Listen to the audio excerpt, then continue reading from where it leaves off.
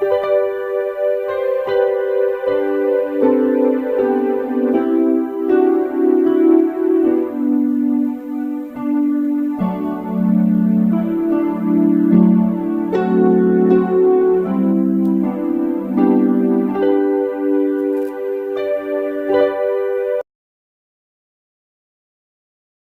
်ယောဟန်ခရစ်ဝင်အခန်းကြီး6ထိုနောက်မှယေရှုသည်တိဗေရိအိုင်ဒေဟုသောဂါလိလဲအံကိုကူးတော်မူ၏အနာရောဂါဆွဲကပ်သောသူတို့၌ပြတော်မူသောနမိတ်လက္ခဏာတို့ကိုလူအစုအဝေးအပေါင်းတို့သည်မြင်ကြသဖြင့်နောက်တော်သို့လိုက်ကြ၏ယေရှုသည်တောင်ပေါ်သို့တက်ကြွ၍တပည့်တော်တို့နှင့်အတူထိုင်တော်မူ၏ထိုအခါယူဒလူတို့၏ပတ္တခါပွဲခံချိန်ရောက်လူနေသည်ယေရှုသည်မျှော်ကြည့်၍လူအစုအဝေးအပေါင်းတို့သည်ထံတော်သို့လာကြသည်ကိုမြင်တော်မူလျင်ဖိလိပ္ပုအားဤသူတို့စားเสียမုံကိုအဘယ်မှာဝယ်မည်နည်းဟုမေးတော်မူ၏ထိုသို့မေးတော်မူသောမိမိအဘယ်သို့ပြုမည်ကိုသိတော်မူလျက်ပင်ဖိလိပ္ပုကိုစုံစမ်းခြင်းငှာသာမေးတော်မူ၏ဖိလိပ္ပုကလည်းဤသူတို့သည်မုံတစ်ဖက်စီဆင်းငှအောင်ဒေနာရိအပြား200ဖိုးထိုက်သောမုံမလောက်ပါဟုလျောက်၏ရှိမုန်ပေတရု၏ညီအန္ဒရေမြင်ရှိသောတပည့်တော်ကမူရောမုတ်9လုံးနှင့်9ကလေး2ကောင်ပါသောသူငယ်တစ်ယောက်ရှိပါ၏သို့တော်လည်းဤမြတ်လုံများစွာသောလူတို့သည်ရှိကြသည်ဖြစ်၍ထိုမုန်နှင့်9ကောင်တို့ကိုအဘယ်ပြောစရာရှိပါသနည်းဟုလျောက်၏ယေရှုကလည်းလူများတို့ကိုလျှောင်းကြစေဟုမိန့်တော်မူ၏ထိုအရ၌မျက်ပင်ထူပြောလျက်ရှိသည်ဖြစ်၍အရေးအတွက်အားဖြင့်9000မြတ်လောက်သောလူတို့သည်လျောင်းကြ၏ယေရှုသည်မုံကိုယူ၍ကျေးဇူးတော်ကိုချီးမွမ်းပြီးမှတပည့်တော်တို့အားဝင်ငှတော်မူ၍တပည့်တော်တို့သည်လျောင်းသောသူတို့အားဝင်ငှပြန်၏ထိုနည်းတူ9ကောင်ကိုလူများလိုချင်သမျှဝင်ငှကြ၏ထိုသူတို့သည်ဝါကြပြီးမှကိုတော်ကဘာမျှမပြောက်စေခြင်းဟာကြံကျွင်းသောအကျိုးပဲ့တို့ကိုကောက်သိမ်းကြလော့ဟုတပည့်တော်တို့အားမိန့်တော်မူသည်ဖြစ်၍စားသောသူတို့၌ကြံကျွင်းသောမူရောမုံ9လုံး၏အကျိုးအပဲ့တို့ကိုကောက်သိမ်း၍12တောင်းအပြည့်ရကြ၏ထို့သောယေရှုပြတော်မူသောနမိတ်လက္ခဏာကိုထိုလူများတို့သည်မြင်လျင်ဤသူကဒီလောကသို့ကြွလာရသောပရောဖက်အမှန်ဖြစ်သည်ဟုဆိုကြ၏ထိုသူတို့သည်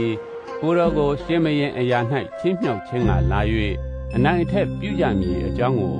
ယေရှုသည်သိတော်မူလျင်တောင်ပေါ်သို့တယောက်ထေးကြွတော်မူပြန်၏ညအချိန်ရောက်သောအခါတပည့်တော်တို့သည်အိုင်သို့သွား၍လှေထဲသို့ဝင်ပြေးလျင်ကပေရနောင်မြို့သို့ရောက်အံ့သောငှာအိုင်ကိုကူးကြ၏ထိုအခါမှောင်မိုက်ဖြစ်၍ယေရှုသည်သူတို့ရှိရာသို့မရောက်သေးလေပြင်းမုန်တိုင်းလာ၍လှိုင်းတဘိုးထလေ၏ဤတရင်ခွဲ2တိုင်လောက်တက်ခတ်၍ရောက်သောအခါယေရှုသည်အိုင်ပေါ်မှဆက်တော်ဖြန့်၍လေအနီးသို့ချင်းတော်မူသည်ကိုသူတို့သည်မြင်၍ကြောက်လန့်ခြင်းရှိကြ၏ကိုတော်ကလည်းငါပင်ဖြစ်သည်မကြောက်လန့်ကြနှင့်ဟုမိန့်တော်မူလျင်လေထဲသို့ကိုတော်ကိုဝမ်းမြောက်စွာခံယူကြ၏လေသည်လည်းရောက်လိုသောအရပ်သို့တခဏချင်းတွင်ဆိုက်လေ၏အိုင်တစ်ဖက်၌နေသောလူအစုအဝေးတို့သည်ကအထက်ကသခင်ဖျားသည်ကျေးဇူးတော်ကိုချီးမွမ်းပြီးမှလူများသည်မုံကိုစားကြရာအရပ်နှင့်အနီးတိဗေရိမြို့မှအခြားသောလှေငယ်များလာတော်လဲမနေ့၌တပည့်တော်တို့ဝင်သောလှေမှတပါအဘယ်လှေမျှမရှိသည်ကို၎င်းယေရှုသည်ထိုလှေထဲသို့တပည့်တော်တို့နှင့်အတူဝင်တော်မမူပဲလျက်တပည့်တော်တို့သာသွားသည်ကို၎င်းမြင်ကြ၍ထိုအရပ်၌ယေရှုမှစသောတပည့်တော်တို့မရှိသည်ကိုသိကြသဖြင့်နေ့ဖြန်နေ့၌လှေစီး၍ယေရှုကိုရှာခြင်းငှာကပေရနောင်မြို့သို့သွားကြ၏အိုင်တစ်ဖက်၌တွေးလျင်အရှင်ဖျားအဘယ်သောအခါဤရက်သို့ကြွလာတော်မူသနည်းဟုမေးလျောက်ကြ၏ယေရှုကလည်းငါအမှန်ကန်ဆိုသည်ကားသင်တို့သည်နမိတ်လက္ခဏာတို့ကိုမြင်သောကြောင့်ငါကိုရှာသည်မဟုတ်မုံကိုစား၍ဝသောကြောင့်သာရှာကြ၏ပျက်စီးတတ်သောအစာကိုရခြင်းငှာမကြိုးစားကြနှင့်လူသားသည်သင်တို့အားပေး၍ထာဝရအသက်နှင့်အမျှတည်တတ်သောအစာကိုရခြင်းငှာကြိုးစားကြလော့ထိုသားသည်ခမည်းတော်ဖျား၏တစိ့ခတ်ခြင်းကိုခံတော်သူဖြစ်သည်ဟုမိန့်တော်မူ၏ ထိုသူတို့ကလည်း ဖယားသခင်ဤအလိုတော်နှင့်ညီသောအကျင့်ကိုကျင့်ခြင်းကအဘယ်သို့ပြုရမည်နည်းဟုမေးလျောက်ကြ၏ယေရှုကလည်း ဖျားသခင်စေလွတ်တော်မူသောသူကိုယုံကြည်ခြင်းအကျင့်ကအလိုတော်နှင့်ညီသောအကျင့်တည်းဟုမိန့်တော်မူ၏ထိုသူတို့ကလည်း ကျွန်ုပ်တို့သည်ကိုမျက်စိနှင့်မြင်၍ကိုတော်ကိုယုံကြည်မိအကြောင်းအဘယ်နိမိတ်လက္ခဏာကိုပြတော်မူသနည်းအဘယ်အမှုကိုပြုတော်မူသနည်းကျမ်းစာ၌လာသည်ကားထိုသူတို့စားเสียဖို့ကောင်းကင်မှမုတ်ကိုဘေတော်မူသည်ဟုလာသည်နှင့်အညီငါတို့ဘိုးဘေးများသည်တော၌မာနကိုစားကြသည်ဟုလျောက်ကြ၏ယေရှုကလည်းငါအမှန်ကန်ဆိုသည်ကားမောရှေသည်ကောင်းကင်မုန့်ကိုသင်တို့အားမပေးခမည်းတော်သည်မှန်သောကောင်းကင်မုန့်ကိုသင်တို့အားပေးတော်မူ၏ဘုရားခင်၏မုန့်မူကားကောင်းကင်မှဆင်းသက်၍လောကီသားတို့အားအသက်ကိုပေးသောမုန့်ပေသည်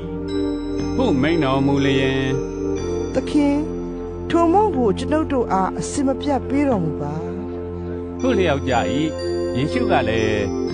ငါသည်အသက်မုန့်ဖြစ်၏ငါထံသို့လာသောသူသည်နောက်တဖန်အစာအမွတ်မခံရငါကိုယုံကြည်သောသူသည်နောက်တဖန်ရေငတ်မခံရသို့တော်လည်းသင်တို့သည်ငါကိုမြင်လျက်ပင်မယုံကြည်ကြဟုငါဆိုခဲ့ပြီခမည်းတော်သည်ငါအားပေးတော်မူသမျှသောသူတို့သည်ငါထံသို့လာကြလိမ့်မည်ငါထံသို့လာသောသူကို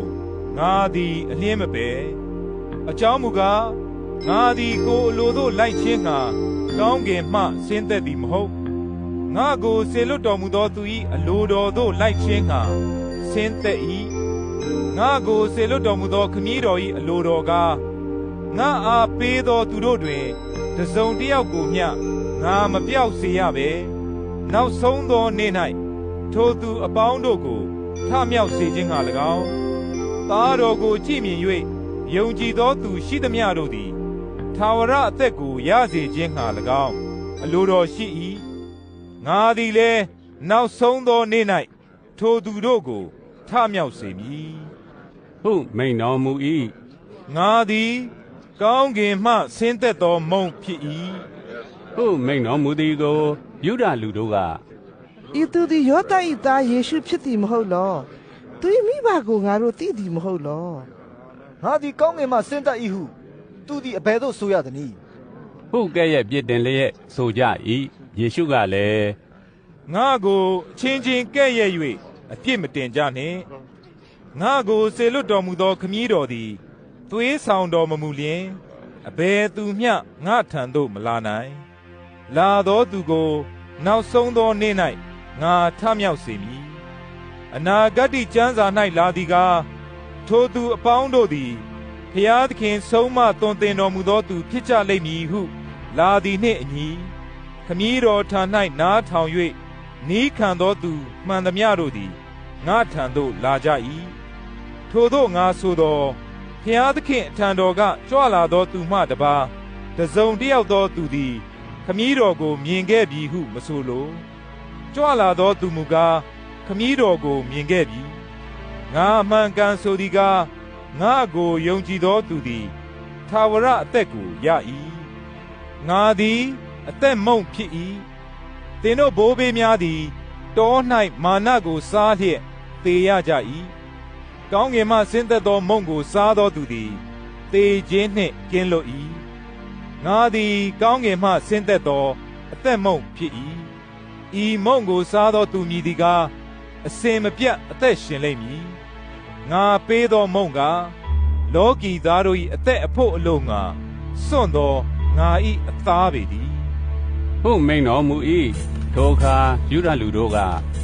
ဤသူသည်မိမိအသားကိုငါတို့စားကြဖို့အဘယ်သို့ပေးနိုင်သနည်းဟုအချင်းချင်းညင်းခုန်ကြ၏ယေရှုကလည်းငါအမှန်ကန်ဆိုသည်ကားလူသား၏အသားကိုမစားအသွေးကိုမတောက်လျင်သင်တို့၌အသက်မရှိငါ၏အသားကိုစား၍ငါ၏အသွေးကိုလည်းတောက်သောသူသည်ထာဝရအသက်ကိုရ၏ထိုသူကိုနောက်ဆုံးသောနေ့၌ငါထမြောက်စေမည်ငါ၏အသားသည်စ စားเสียကောင်း၏ငါ၏အသွေးလဲတောက်เสียကောင်း၏ငါ၏အသားအသွေးကိုတောက်စားသောသူသည်ငါ၌တည်၏ထိုသူ၌လည်းငါတည်၏အသက်ရှင်တော်မူသောခမည်းတော်သည်ငါကိုဆေလွတ်တော်မူ၍ငါသည်ခမည်းတော်အားဖြင့်အသက်ရှင်သည်နီးတူငါကိုစားသောသူသည်ငါအားဖြင့်အသက်ရှင်လိမ့်မည်ဤမုံကကောင်းကင်မှဆင်းသက်သောမုံဖြစ်၏သင်တို့ဘိုးဘေးများသည်မာနကိုစားနှင့်သေရတဲ့ကဲ့သို့မဟုတ်ဤမုံကိုစားသောသူသည်အစင်မပြတ်အသက်ရှင်လိမ့်မည်